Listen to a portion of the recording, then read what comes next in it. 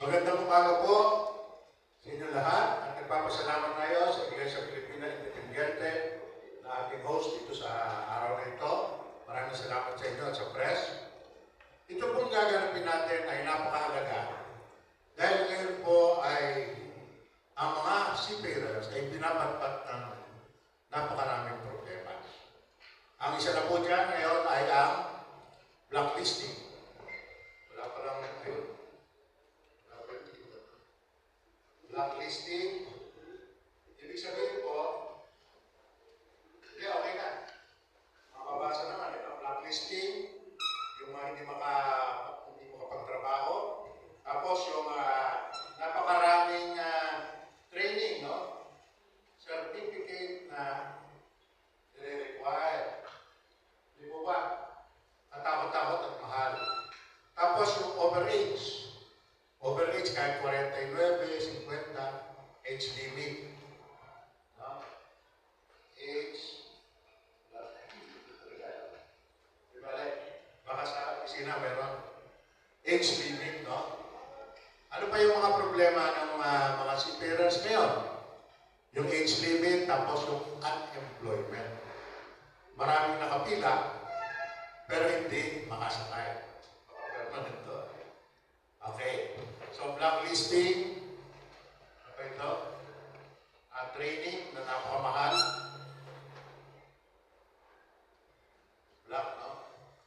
Blacklisting. Tapos yung age limit. Age limit. Tapos unemployment. Marami pong hindi masakay pero nakapila sa mga agency. Nasa luneta. 750,000 ang merong ID, ang sumasakay lang at any given time from 400 to 450. Yung report po nila 500,000, may double reporting po doon. Yung 2 beses nakasakay sa isang taon, kinakount nila yun na 2 kontrata. Tapos yung ano pa problema? Pag nagkasakit, di po ba?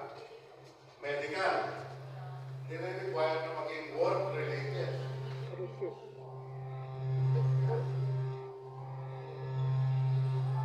Hindi ba yung medical work-related? Tapos yung isa pa, yung dinadaldal ng mga agency, ambulance casing.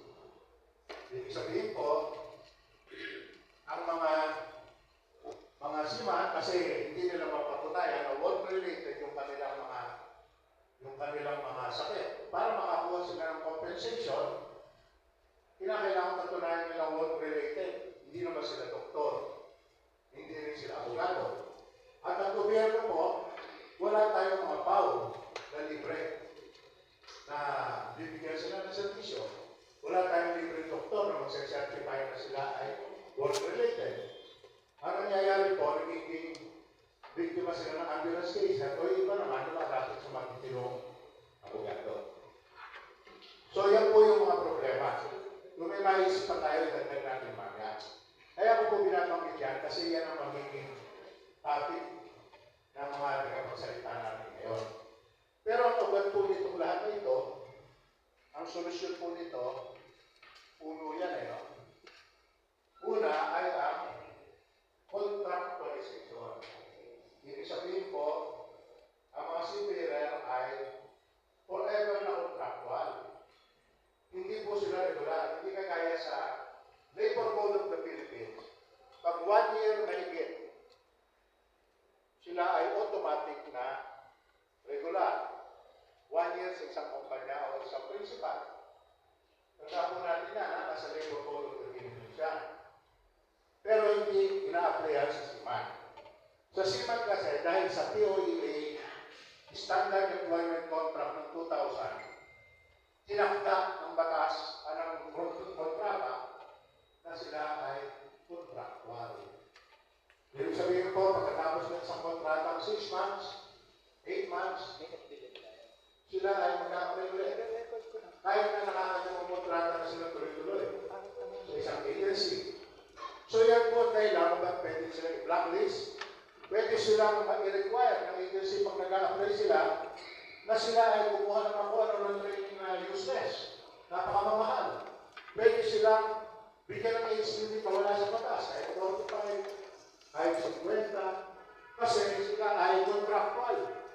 Yung nag-a-apply sila, sila ay binibigyan ng mga imposible requirement na kailangan i-receive.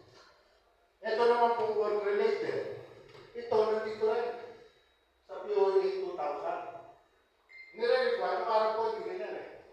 Noong araw, ano bang sima na magkasakit during the contract, automatic yun, ang pagkakasakit niya, aksidente, pagkamatay, huwag na may pinagtulog ng Diyos, yung po, pag-within the contract, covered. Hindi niya patutunayan work-related, patay na kasi eh. Paano niya patutunayan yung may stroke ay work-related? Eh, baka kayo na siyang gawin. Hindi po ba? Yan yung dating batas. After the contract, sabi niya sa dating batas, pag napatunayan ng doktor na yung kanyang pagkamatay o pagkasakit o aksidente ay bunga ng kanyang trabaho, covered din. Yan po ang nakalagay sa ILO Maritime Labor Convention of 2006. Na inaprobahan ng 2010 na ngayon wala pong batas sa Pilipinas. Maliban po yung Magna Carta na tatalakay natin. Pero ang version po ng Magna Carta na sinisiguro na regular ang mga sipan, si Pera, ayun ang version ng mga bayan lang. Ang version po ng mga bayan lang, ang original na version, ang sipan pag more than 1 year, regular na, meron na siyang security of tenure, meron siyang right of first refusal. Ibig sabihin mo, pagbaba niya, magka-force leave siya ng vacation leave with pay, 2.5 days per month of service, yung kumpanya ay kinakailangan bigyan siya ng right of first refusal sa susunod na kontrata. So, hindi na siya pipila. Siya yung merong option. Kasi siya ay consider na regular. Yan po yung version ng magkalata ng ni Congress Pumana. Actually, doon din po sa version nila, kasama ang mga fishers, kasama ang mga domestic shipping, at hindi requirement ang work-related. Napakaganda po, no? Pero, anong ginawa ng Kongreso? Pinalabnaw. Ang natira, meron pa yung bank, naka-escrow. Ibig sabihin po, ang nangingibabaw sa Kongreso ay ang labi ng mga money agent at mga supporter at ang PNI Club. So, yan po yung ano. So, ito po ang mga problema natin, work-related. Pag wala pong work-related, mawawala ng mga ambulance caser. Kasi, hindi na kailangan si Pera ng magpa-abogado. Automatic na yun, siya ay mabayaran ng insurance.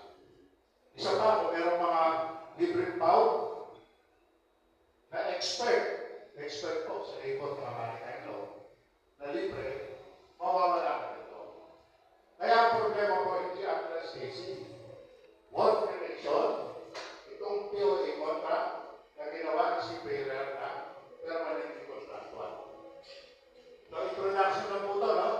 Mamaya natin tatalakayin na malaki yan sa ating mga resource person sa araw nito. Magandang umaga po, hindi natin buburahin. Tingnan natin kung yan masasod. Huwag may natin na po dahil pag-uusapan pa natin.